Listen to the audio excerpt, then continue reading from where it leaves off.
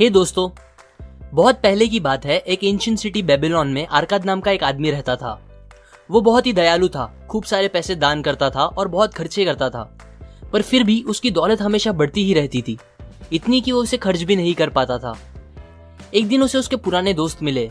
हैरान परेशान दोस्तों ने अरकाद से पूछना स्टार्ट किया कि अरकाद, तुम इतने खुशकिस्मत कैसे हो? आज तुम बेबीलोन के सबसे अमीर इंसान हो, जबकि हमारा 2 वक्त की रोटी कमाना मुश्किल है। तुम सबसे महंगे कपड़े पहनते हो, अच्छा अच्छा खाना खाते हो, जबकि हम सादे कपड़े और सादे खाने से ऊपर सोच भी नहीं सकते। पर एक टाइम था जब हम सब एक जैसे ही थे, एक ही टीचर से पढ़ते थे, एक ही गेम खेलते थे। तब तुम हमसे बेहतर नहीं थे, ना तुम में कोई एक्स्ट्रा हुनर था। हमने मेहनत भी सेम ही की। फिर बताओ अरकाद, क्यों ऊपर वाला बस तुम पर मेहरबान हुआ, हम पर नहीं?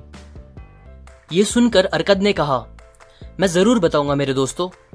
ये सब इसलिए है क्योंकि तुम लोगों ने इतने सालों में दौलत बनाने के असली कायदे नहीं सीखे, या फिर शायद आप लोग उन्हें भूल गए हो। सो मैं तुम लोगों को ये कायदे सिखाऊंगा अपनी खुद की कहानी बता के। ये सब तब स्टार्ट हुआ जब मैं काफी जवान था। मैंने आसपास की सारी अच्छी चीजें देखी और ये समझ लिया कि दौलत इन चीजों के लिए बहुत जरूरी है। दौलत ताकत देती है। सो मैंने उस वक्त डिसाइड कर लिया कि मैं इन अच्छी चीजों से अपना हिस्सा लेकर ही रहूंगा। मैंने शुरुआत पत्थरों पे लिखने के काम से की। मैंने महीनों खूब मेहनत से मिट्टी के टैबलेट्स पे लिखने का काम किया, पर मुझे कोई प्रॉफिट्स नहीं दिख रहे थे। मेरी सारी कमाई खाने, कपड़े और सारी चीजों में खत्म हो जाया करते थे। एक दिन अल्केमिस्ट नाम का एक मनी लेंडर मेरे पास आया। उसने मुझे मिट्टी के टैबलेट्स पे 9th लॉ लिखने का काम दिया और कहा, अगर तुम ये काम 2 दिन में खत्म कर दोगे तो मैं तुम्हें कॉपर के 2 एक्स्ट्रा सिक्के दूंगा। ये सुन के मैंने जोरों से काम करना स्टार्ट किया, पर जब 2 दिन बाद अल्केमिस्ट वापस आए तब तक काम खत्म नहीं हुआ था। वो बहुत गुस्सा थे। फिर भी हिम्मत जोड़ के मैंने कहा, अल्केमिस्ट, तुम बहुत अमीर इंसान हो, मुझे भी प्लीज बताइए मैं कैसे अमीर बन सकता हूँ, और मैं वादा करता हूँ इसके बदले मैं बिना पैसे लिए आपको कल तक ये काम खत्म करके दे दूंगा। अल्केमिस्ट हंसने लगे और कहा, मुझे तुम्हारी हिम्मत पसंद आई। तुम मेरा काम खत्म करो और मैं कल तुमको अमीर बनने के सीक्रेट्स बता दूंगा। फिर मैंने रात भर काम करके उनके टैबलेट्स तैयार कर दिए। दूसरे दिन जब वो आए तब मैंने उन्हें कहा, आपका काम हो गया है, अब मुझे प्लीज बताएं अपने सीक्रेट्स। अल्केमिस्ट ने कहा, ठीक है अरकाद, गौर से सुनो। मुझे अमीर बनने का रास्ता मिल गया जब मैंने ये डिसाइड किया कि मेरी कमाई का एक हिस्सा मुझे हमेशा अपने आप को देना चाहिए। मैंने सोचते हुए पूछा, बस यही? उन्होंने मुस्कुरा के कहा, बस यही ने एक भेड़ चराने वाले आदमी को एक मनी लेंडर बना दिया, जो कि तुम्हारे सामने खड़ा है। क्या तुम कपड़े बनाने वाले को उसके काम के लिए पैसे नहीं देते, सैंडल बनाने वाले को और बाकी सब लोगों को? बताओ मुझे, तुमने अपनी पिछले महीने की कमाई से अभी तक कितने पैसे अपने पास रखे हैं, या फिर पिछले पूरे साल की कमाई से? तुम पागल हो अरकाद, तुम सबको पे करते हो बस अपने आप को छोड़ के।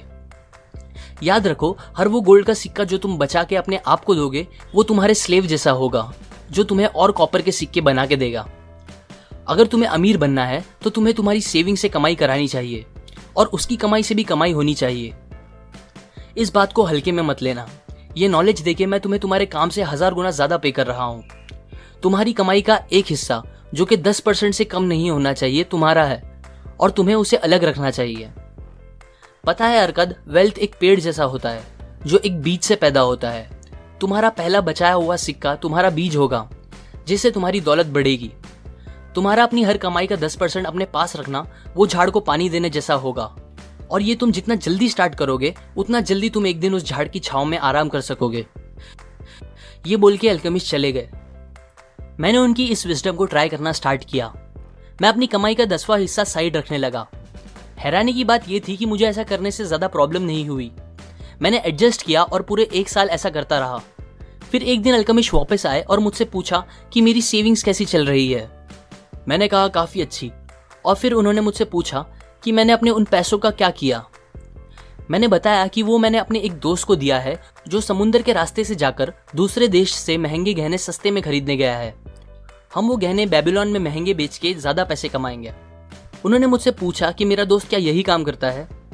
मैंने कहा, नहीं, वो तो ईंट बिछाने का काम करता है। अल्केमिस्ट बहुत गुस्सा हुए। उन्होंने कहा, तुमने बहुत बड़ी गलती कर दी। तुम एक ईंट लगाने वाले इंसान पे कैसे भरोसा कर सकते हो कि उसे गहनों की अच्छी जानकारी होगी?